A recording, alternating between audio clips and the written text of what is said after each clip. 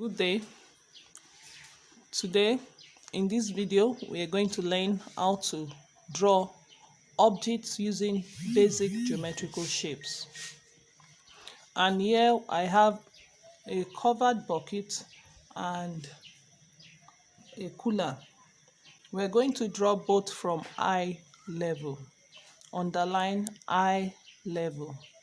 And to draw a bucket from eye level, you're going to make use of a cylinder. If you look at the upper part of the bucket, it's bigger than the lower part of the bucket. So after drawing the cylinder, you're going to introduce 1 centimeter to the right and to the left on the top of the bucket. We're going to see that when I start drawing. Then for the cooler, you're going to make use of a rectangle, a vertical rectangle. Yes, it looks like a square, but if you look at it very well, the other part is longer than the width. Okay, so let's relate. Another thing we are going to do is to relate the objects to one another. Which is the tallest object? The bucket is the tallest object. Where do the cooler get to on the bucket? The cooler is more than half of the bucket, so we can say it's like 2/3 of the bucket. Then let's look at the widest object. Which is the widest object? The cooler or the bucket? The bucket is the wider object. Where do the cooler get to when you are looking at the width of the bucket? So let's look at it. This is the size of the width of the cooler. Let's look at it against the bucket. You have 1, and that means the cooler is 2/3 of the bucket. Then if you look at the height, you have this. So let's see. So the cooler is just it's 2/3 of the bucket looking at the height.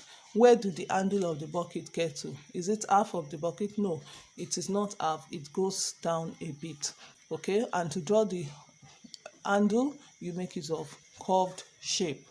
So to not waste time, let's start drawing. Your surface, when you're drawing, you place it vertically because the composition is a vertical composition, and you introduce your drawing line, which represents the platform where the object you are drawing is placed on. So you have it this way, and you make sure you come down a bit. So I want to draw a cylinder which will represent the shape of the bucket. A cylinder which will represent the shape of the bucket. A cylinder has curved base and curved top, but because the shape of the bucket is bigger at the top, so I'm going to introduce 1 centimeter to the right and 1 centimeter to the left, which I'm going to link to the base of the bucket so that I get the shape of the bucket, the base of the cylinder, so I can get the shape of the bucket. So this is the shape of the bucket. To draw the cover, I'm going to introduce what? Semicircle. And you have 2 lines before the main semicircle. If you look at it, the 2 lines you're going to introduce goes out a bit. So I'm going to bring it out this way. Then you introduce a shape that looks like a semicircle, which I am trying to form there. Okay, can you see that? Then the handle comes from the side of the bucket, and it's a curved line, and it goes down almost half of the bucket. It goes down almost half of the bucket. Okay, so you check the bucket. Is it looking too tall? If it's looking too tall, you cut it at the base here, which I'm doing here. So this goes off. Okay, so let's now introduce the cooler. We said the cooler is 2/3 of the bucket. That means the cooler will be somewhere here on the drawing, and it's a rectangle, a vertical rectangle, which looks similar to a square, but it is not a square. So you introduce the cover of the cooler, which is that But if you look at the cooler, it looks somehow like a cubeboard. So that means you introduce the side lines of the cubeboard that you can see. You don't draw what you don't see. You draw what you can see the way you see it. You draw what you can see the way you see it. Then you have the shape of the handle of the cooler. The shape of the handle of the cooler. The shape looks like a rectangle too. Okay, and it's represented with two lines. It's represented with two lines. Okay, so we have the shape registered there. So let's now look at features on the bucket that we can introduce to our object that will make it look like the bucket.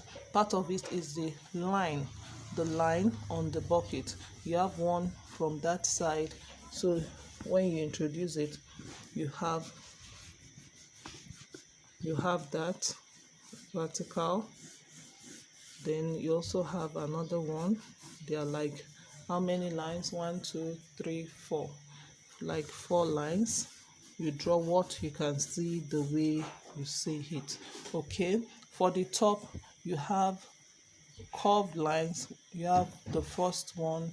You have the first one this way, the second one this way, then the third one that way. Okay. So you have that representing the cover of the bucket. Then for the cooler, you have a shape there which looks like a woven mat. So you look at that gently so that you can represent it. And if you know you are not so meticulous about that, you can just introduce your shading technique when you are done. Yes, there's something I always tell my students, that you tie down your work. When you tie down, how do you tie down your work? You shade the base of the work.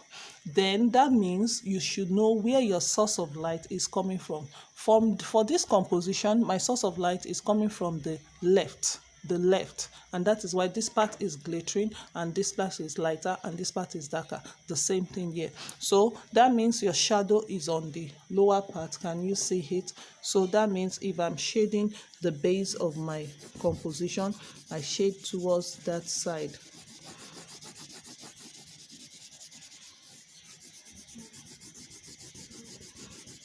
Can you see what I'm doing? That is called tying down of the work. Okay, you tie your work down. So having done that, you start your shading. Yes, this is farther from the light, so you shade all this part very dark. You shade all this part very dark, very dark. Then you reduce the shading a bit to show light. Very dark, very dark, very dark. You reduce it a bit to show light, and it's lighter and lighter and lighter. Okay, this shading technique is called vertical shading technique. I can decide to also introduce this to the cover. Okay, we call it arching. We call this shading technique arching. Then if you want to introduce cross arching, you introduce lines from two sides to show cross arching. So if this is what I want, if I'm going to introduce lines from the second side, this is called cross arching. Cross arching. You can even introduce diagonal line to show your lines. Okay, so that is cross arching. So the handle, remember the handle has some curved lines at the base there, at the handle, so you can introduce it, and it's curved there and it's also curved here.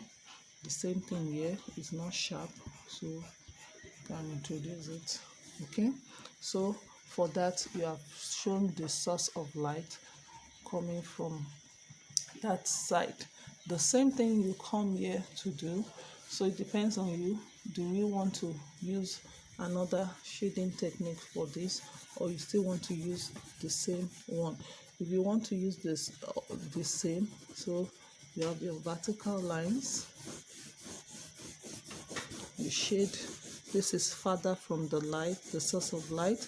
You shade farther from the source of light, but you know you have some patterns there, so don't allow your shading to take away the lines, the beautiful lines on your bucket. So you bring it out, okay?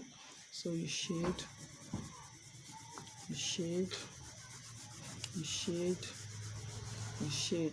You see that the shape of this is a semicircle, so you shade it within curve, using curved lines to bring out the shapes of that.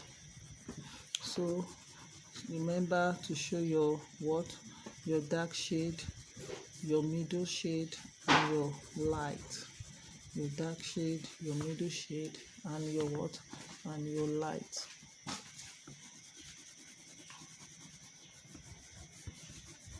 Your dark shade, your middle shade, and your light. Don't forget that. Your dark shade, your middle shade, and your light. Then we have the glittering part, is called the eye light. Okay, so you continue in that manner until you have a very good shaded object. You bring out the details, so I'm trying to rush so that our video will not be too lengthy, that we don't use all our data to upload our video. So you go that way.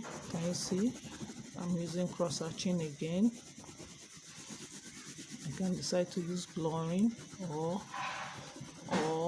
arching or pointillism. So where you have the light, you don't shade too much so that you can show the light.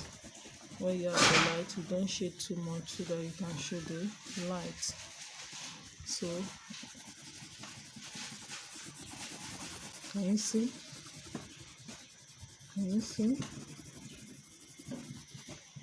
So you have the bucket. Remember, it has these lines which must not wipe off because you are shading. All the textures should show, and you have that. So you can still introduce more shadow so that your work looks very real. We call this tying down your work. If you don't tie down your work, it makes your work look as if it is flying, and if it is flying, it's not sitting on the table. So that means you should tie down your work. So with this, I'm going to put a stop to whatever I'm doing so that I can stop my video and you can try yours. So try yours and come and ask your questions in the comment section, and you can even decide to send a private chat to me. Okay, so I now have my video. Do you like it? Is it looking like what you have there? Okay, can you see it?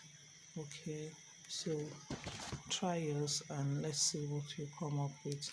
Good morning.